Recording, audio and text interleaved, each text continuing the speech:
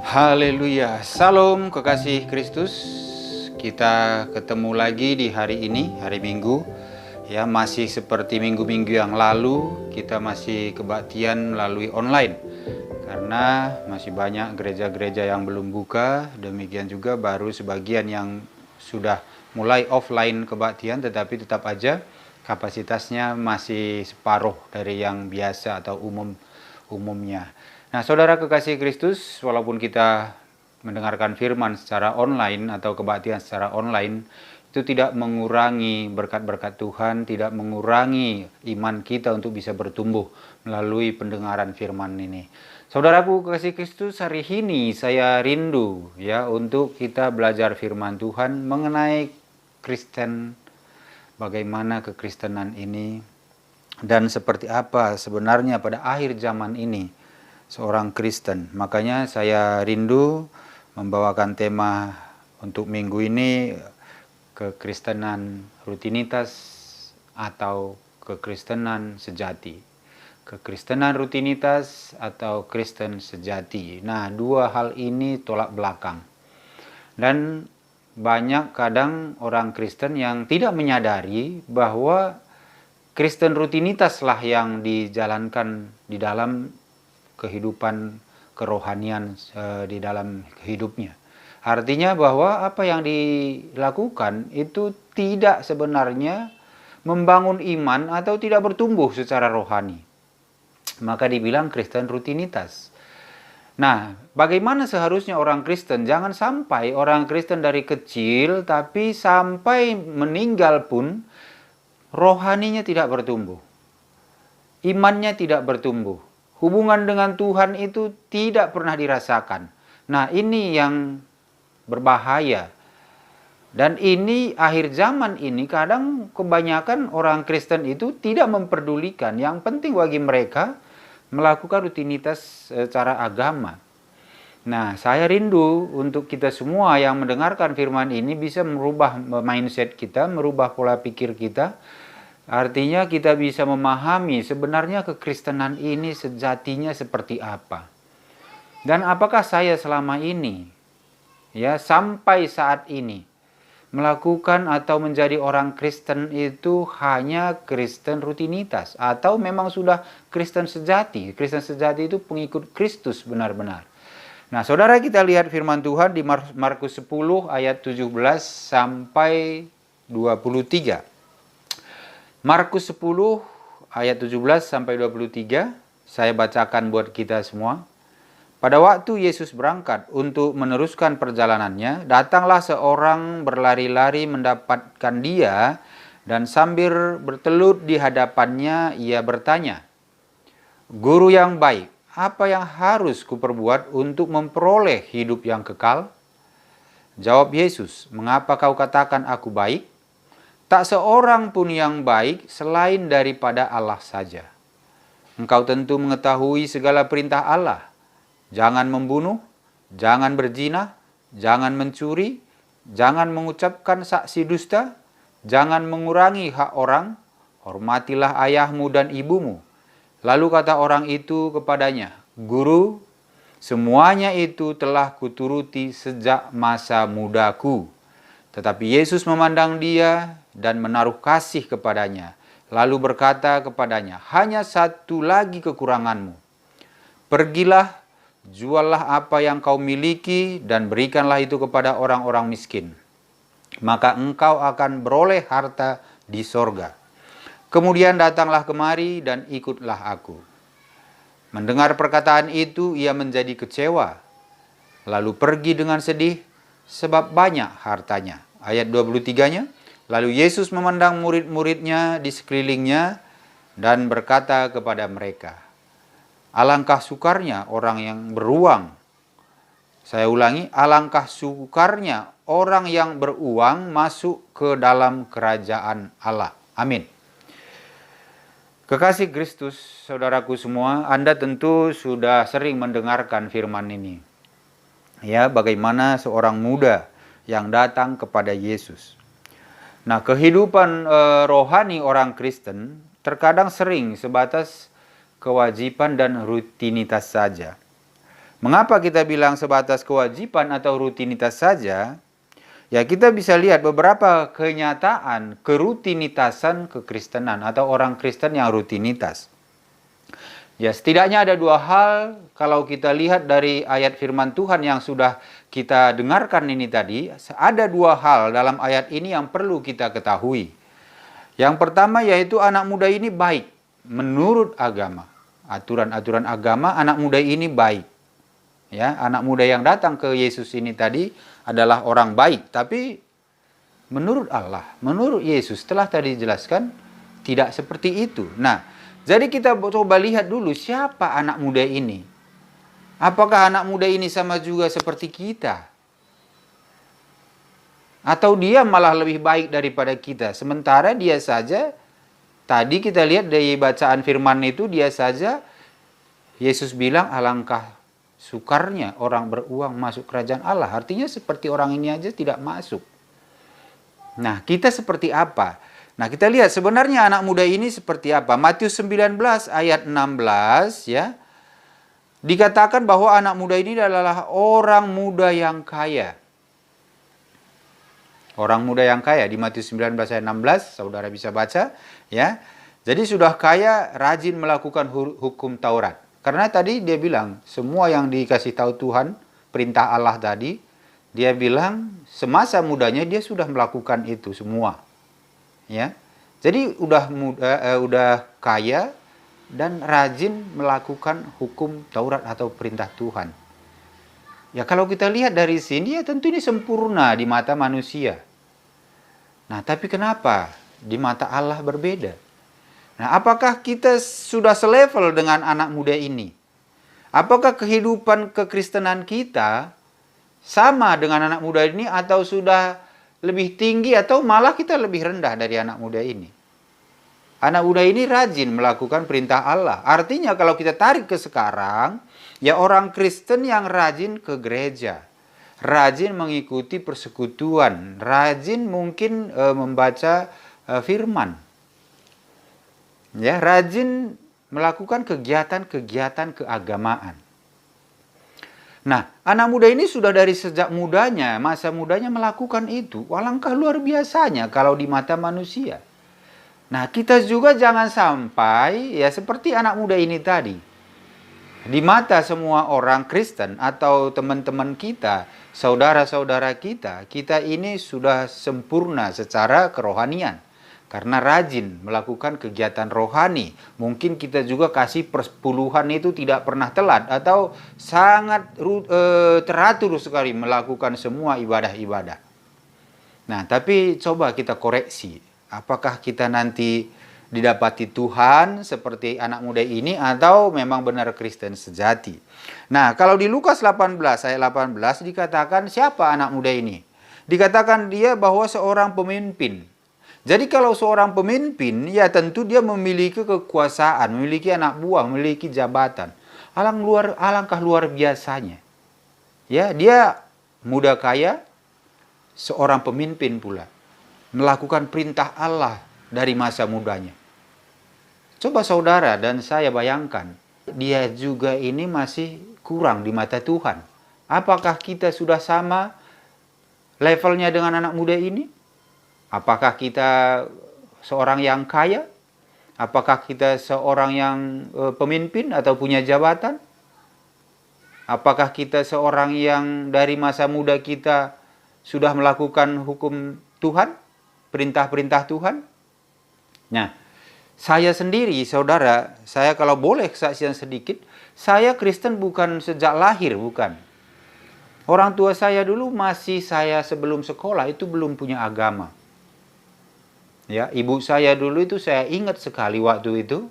Ibu saya itu masuk Kristen itu setelah saya sekolah. Karena waktu itu di kampung kami ada misionaris dari Jerman yang datang ke sana untuk membawakan atau menyebarkan agama Kristen. Nah, jadi ibu saya ini dulu setelah ditawarkan pun tidak langsung masuk Kristen. Ya, dia masih bilang ya tunggu nanti, pasti nanti saya akan memiliki agama. Karena dia agama lain pun dulu menawarkan juga. Tapi dia tetap juga belum memilih salah satu. Nah, akhirnya itu mungkin kalau sekarang ini saya sadari itulah panggilan Tuhan sehingga dia memilih untuk masuk Kristen. Jadi orang misionaris Jerman ini tadi mengajari kita, saya ingat sekali itu masih kecil, saya masih SD. Kalaupun SD itu masih kelas 1, kelas 2 mungkin ya. Orang Jerman ini membuat gambar, ini Tuhan Yesus. Nah ini murid-muridnya, Tuhan Yesus ini baik. Itu masih saya ingat itu, masih saya kelas 1 SD atau kelas 2 SD. Ya karena kalau saya cenderung lebih lama mengingat berbentuk gambar atau tulisan daripada omongan atau perkataan saja. Jadi kalau hanya secara lisan saya saja agak gampang saya melupakan. Tetapi kalau ada gambarnya, ya ada kelihatan bentuk, tulisan, itu lebih lama saya ingat. Makanya saya masih ingat sampai sekarang bahwa seorang misionaris Jerman ini dulu cara mengajarinya seperti itu. Dia ada kertas kosong, dia gambar Tuhan Yesus, dia gambar murid-murid Tuhan Yesus, dan dia kasih tahu Tuhan Yesus ini baik, dia Tuhan. Nah seperti itu. Nah ini saya masih SD belum punya agama. Sedangkan kalau kita lihat firman Tuhan ini tadi yang kita sudah baca di Markus 10 ayat 17 sampai 23, orang muda ini tadi dari mulai semasa muda, saya percaya dia lahir ini sudah mengenal firman. Artinya orang tua dia kalau di kebudayaan Yahudi atau Israel itu umur 5 tahun ke bawah itu memang diasuh oleh ibunya. Tetapi setelah 5 tahun ke atas itu diasuh atau dididik oleh ayahnya untuk budaya, agama atau hukum-hukum Taurat. Jadi saya percaya anak muda ini sangat hafal sekali hukum Taurat dan sangat taat sekali. Nah, itu mengenai anak muda ini. Sekarang seperti saya ceritakan mengenai diri saya tadi, saya saja tidak mengerti firman dari sejak kecil. Nah, sekarang apakah pada saat sekarang ini kekristenan atau kita menjadi orang Kristen itu malah lebih rendah kualitasnya dengan dibandingkan anak muda ini tadi? Nah, sekarang kita lihat. Kalau kita sudah tahu bahwa anak muda ini tadi adalah seorang yang muda kaya dan seorang pemimpin dan baik dan atau rajin melakukan hukum Taurat sejak kecilnya. Nah, tapi kenapa di mata Tuhan dia kurang? Atau bisa dikatakan tidak baik? Nah, kalau dilihat di sini, saudara sekalian, kalau kita tafsirkan atau kita jabarkan ini, kenapa di mata Tuhan tidak baik? Karena sebenarnya dia datang kepada Allah, kepada Yesus Kristus, itu motifnya sebenarnya tidak benar. Motivasinya tidak benar. Ya, hanya sebagai kewajiban saja dalam arti apa? Ya, dia mungkin dengan pikiran dia, apa yang dia inginkan, dia mengharapkan jawaban seperti itu dari Yesus. Nah, kalau dilihat dari perkataan Yesus tadi bahwa semua yang dia katakan itu sudah dilakukan, cuma satu kekurangannya. Ya, satu kekurangannya dikatakan di situ apa? Yesus suruh untuk menjual semua hartanya dan bagikan kepada orang miskin. Terus Yesus bilang, engkau akan mendapat harta di sorga. Sebenarnya Yesus sudah menjelaskan, hartamu itu tidak hilang sebenarnya, tetapi akan ada di sorga nanti kamu dapat gantinya. Nah, tapi, ini kemudian kita lihat bagaimana pengetahuan atau bagaimana selama ini hubungan anak muda ini dengan Allah. Dilihat dari dia cara dia menanggapi apa yang dikatakan Yesus ini, kita bisa menilai bahwa sebenarnya walaupun dia bilang semasa mudanya dia sudah melakukan hukum Allah, tetapi sebenarnya dia tidak memahami dan tidak mengenal Allah. Inilah yang berbahaya bagi orang Kristen sekarang ini. Tidak memahami dan tidak mengenal Allah itu sebenarnya. Sama seperti anak muda ini tadi. Kenapa kita bilang begitu? Nah, kalau kita lihat bahwa kalau dibilang dia memahami, tentu hukum-hukum Taurat itu dia sudah tahu. 10 perintah Allah sudah tahu. Jangan ada Allah lain di hadapanku, kata Allah. Nah, Sekarang kalau kita lihat bahwa dia tidak mau menjual hartanya itu, dan karena dia bilang hartanya banyak, Yesus melihat hati anak muda ini. Yesus melihat dia bahwa sebenarnya hatinya bukan sebenarnya benar-benar mencari keselamatan atau mencari hidup kekal atau mencari Tuhan, tetapi sebenarnya dia hanya datang kepada Yesus itu untuk tujuan dan keinginan dia supaya dia nanti bisa tahu jalan keselamatan itu. Hanya sebatas itu, tidak dengan sungguh-sungguh. Kenapa dikatakan begitu? Karena begitu Tuhan bilang, jual semua hartamu, dia langsung sedih. Artinya hukum Taurat itu pun, perintah Allah itu pun sebenarnya dia tidak pahami. Walaupun tadi dia bilang kepada Yesus, sudah semua saya lakukan semasa muda. Kenapa dibilang tidak dipahami? Kita lihat perintah Allah. Perintah yang pertama dikatakan bahwa akulah Tuhan Allahmu. Jangan ada Allah lain selain aku, kata Tuhan.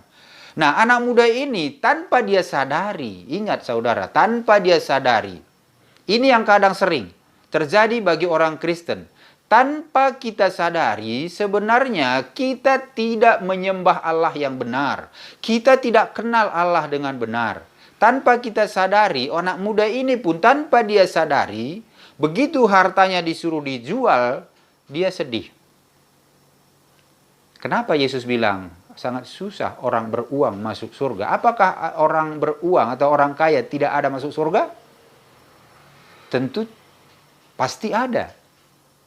Tapi kenapa anak muda ini tadi Yesus bilang susah dia masuk surga? Karena Yesus melihat hatinya, sebenarnya hatinya bukan mencari Tuhan, tetapi hatinya ada di kekayaan dia, ada di harta dia. Makanya dia tidak mau mengikut Tuhan kalau hartanya dijual. Sedangkan Tuhan melihat satu hal yang menghalangi anak muda ini untuk masuk kerajaan Allah atau hidup dalam kekekalan, yaitu hartanya. Makanya apa yang menjadi penghalang, ya Tuhan mau singkirkan itu dari dia. Makanya dia bilang, juallah hartamu. Tidak semua Yesus suruh tidak semua kepada murid-murid atau kepada orang yang mau mengikut Yesus, Yesus suruh jual harta. Tapi bagi anak muda ini, Yesus melihat yang menjadi halangan untuk dia mengikut Tuhan dengan benar, sungguh-sungguh, yaitu hartanya. Itulah yang menjadi Tuhannya, makanya Yesus suruh dia menjual. Nah, hal yang kedua, anak muda ini tadi seperti saya bilang, hal yang kedua, dia tidak mengenal Allah. Kalau tadi dia tidak sungguh-sungguh tahu, ya firman itu. Dan yang kedua, dia tidak mengenal Allah. Dia bilang guru yang baik. Dia datang kepada Yesus, dia bilang, guru yang baik. Ini seorang yang kadang bisa kita lihat, sepertinya dia memuji Yesus, guru yang baik. Tapi ini pun Tuhan tahu bahwa itu bukan dari hatinya. Nah, jawaban Yesus apa? Yesus menjawab, tidak ada yang baik, hanya Allah saja. Mengapa engkau katakan aku baik? Nah, anak muda ini mengatakan itu bukan karena dia tahu Yesus itu Allah. Dia tidak tahu Yesus itu sebenarnya adalah Allah. Jadi kalau Yesus bilang tidak ada yang baik, hanya Allah saja, sebenarnya perkataan anak muda ini sudah benar bahwa memang Yesus itu baik karena dia adalah Yesus sebagai manusia dan dia juga adalah Allah. Yesus katakan tidak ada yang baik selain Allah saja, anak muda ini tidak mengerti. Nah, buktinya apa? Dia tidak melakukan perintah Yesus untuk menjual hartanya. Kalau dia tahu Yesus itu adalah Allah, tentu ya dia akan menuruti perintah Yesus. Nah, kehidupan kita sekarang, saudara, Anda dan saya, di mana sekarang Allah yang kita sembah? Apakah jabatan kita yang menjadi tujuan utama atau itu yang menjadi Allah kita? Apakah memang kekayaan kita yang menjadi Allah kita seperti anak muda ini? Ya, apakah pengalaman-pengalaman hebat kita yang menjadi Allah kita? Atau hal-hal yang lain yang tanpa kita sadari, kita menjadikan itu menjadi Allah dalam hidup kita. Maka firman Tuhan bilang, di mana hartamu berada, disitulah hatimu. Nah, sekarang, di zaman sekarang ini, apalagi dengan perkembangan teknologi, tanpa kita sadari kadang, ya, Sebenarnya Allah kita ya mungkin di teknologi itu. Allah kita mungkin apa? Di relasi, di bisnis-bisnis kita. Hal yang kedua, apakah kita benar-benar mengenal Allah, mengenal Yesus dengan benar seperti anak muda ini? Ya, sebatas seperti anak muda ini mengenal. Ya, karena apa? Kalau anak muda ini tahu Yesus itu Allah, ya tentu lebih berharga Yesus daripada harta dia. Lebih berharga bersama Allah daripada harta yang dia kumpulkan. Kalau dia memang benar-benar mencari hidup kekal. Sedangkan Yesus sudah mengajak dia, jual dan ikut aku. Yesus sudah menjelaskan, hartamu tidak akan hilang, hartamu akan ada di dalam kerajaan surga. Nah, kehidupan kekristenan kita kadang sekarang juga banyak seperti ini.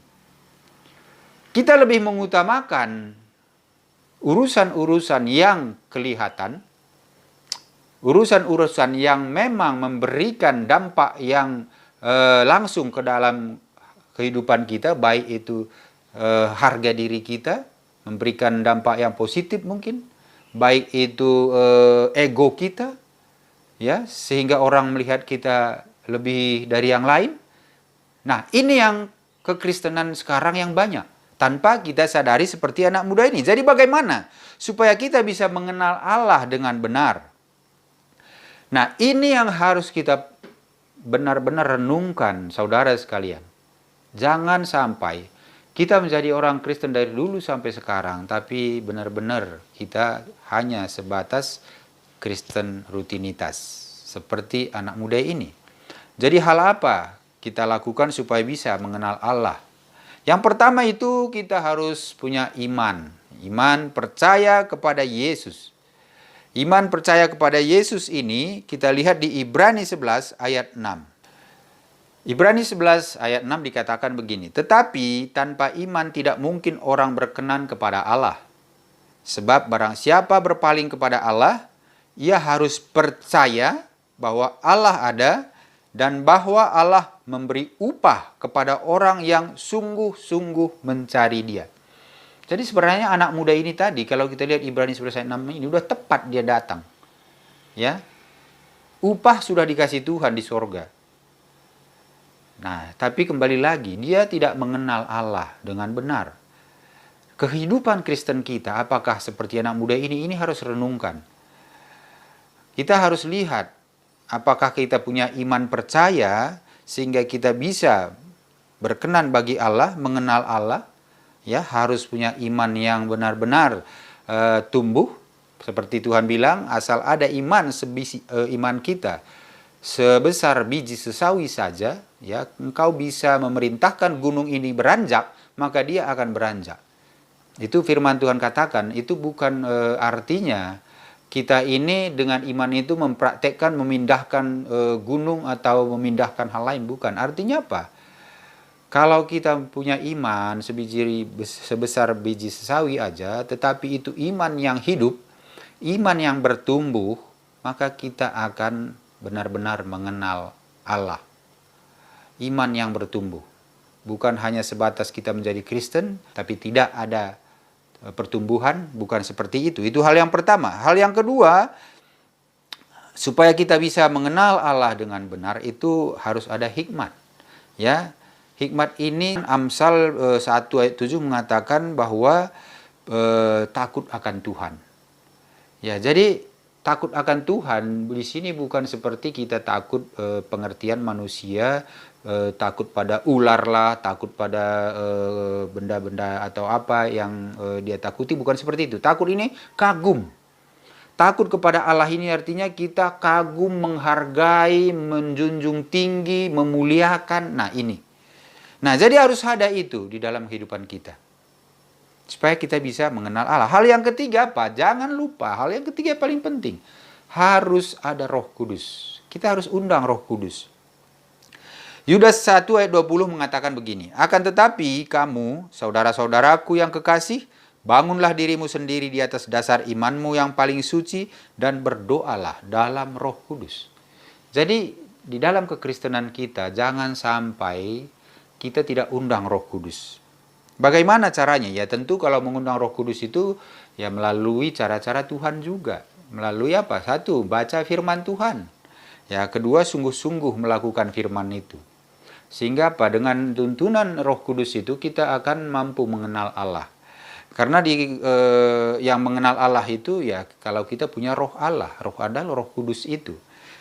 Kalau di 1 Korintus 2 ayat 11 dikatakan begini.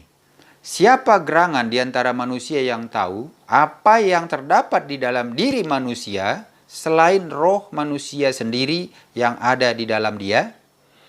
Jadi dikatakan tidak ada mengerti manusia atau kita tidak akan mengerti orang lain karena kita tidak memiliki roh orang itu. Jadi kita mengerti diri kita karena ada roh kita. Nah, terus dikatakan, dilanjutkan ya di 1 Korintus 2 ayat 11 tadi.